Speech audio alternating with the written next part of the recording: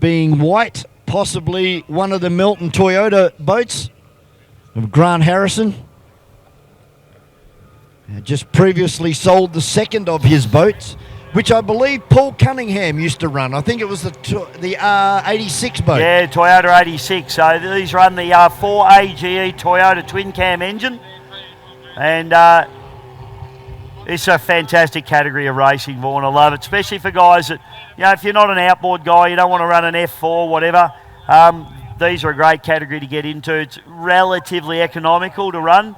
Although, having said that, to build a top-line boat like that, you're probably at $100,000.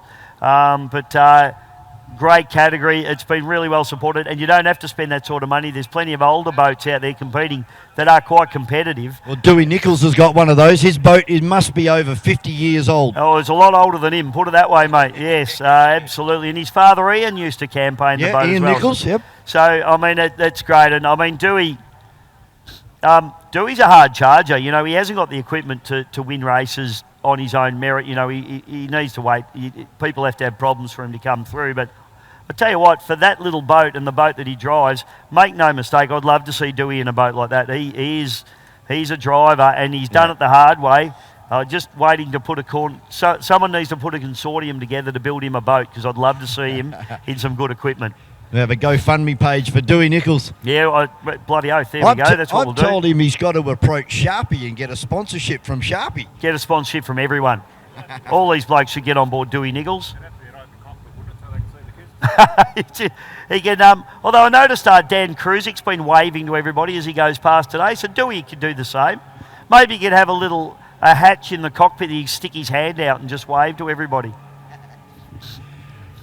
It does look like the Melton Toyota 100 out on the circuit at the moment, with Grant Harrison behind the wheel.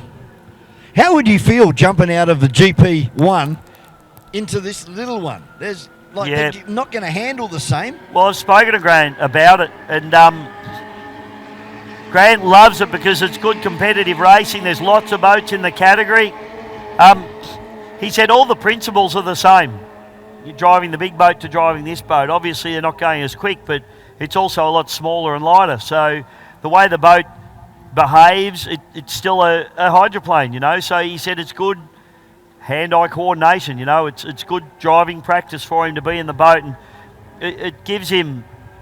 He does so many laps in this boat. They just run it and run it and run it and race it and race it and race it. And Grant would have done more laps than anybody in an inboard boat over the last 5-10 years. I think it keeps him sharp. So it's one of the reasons he does it. Had a good chat with him this morning down in the pits there, and just having a look over the GP1, and what a beautiful boat that is. And as we know, he's a very successful businessman. Comes powerboat racing just to get away and get rid of some of that business stress. Acumen. Yep.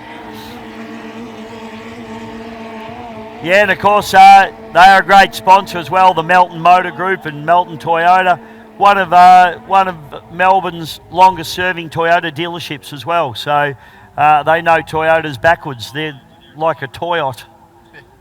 But if you need a Toyota, he does the big Ford trucks as well.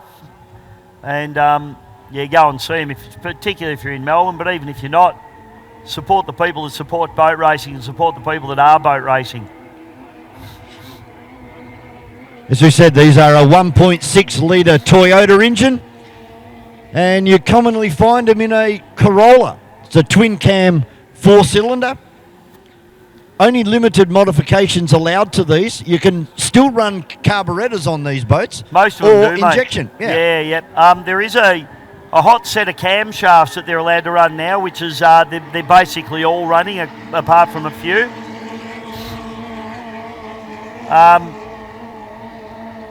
But they are experimenting now because these 4AGE engines are actually starting to get a little bit hard to get, Vaughan. So they're actually experimenting with a Mazda engine at the moment, and they've actually put a Mazda engine, a 2-litre Mazda engine into a hydroplane, the Holy Smoke, and that's a bit of a development boat. And if that goes well, they may be the next engine in the line for this category. Is this category just for Australia? Yeah, it is. It's Australia only. In America, it's a 2.5 litre category. I'm Not exactly sure of the exact engine that they run over there, but it's a 2.5 litre 4-cylinder engine. And a lot of the boats that come out here, in particular, you'll see Brad Hollins's boat come out, the Twister, and that's a 2.5 litre boat out of America, but still performs very well with a 1.6 litre engine in it, and actually gives Harrow a fair bit of run for his money. So we'll see some great racing from the 1.6s over the weekend. And a good sized field too of boats. As you said, it's a fairly economical way of going boat racing, but I reckon to drive one of these hydroplanes would take a fair bit of courage.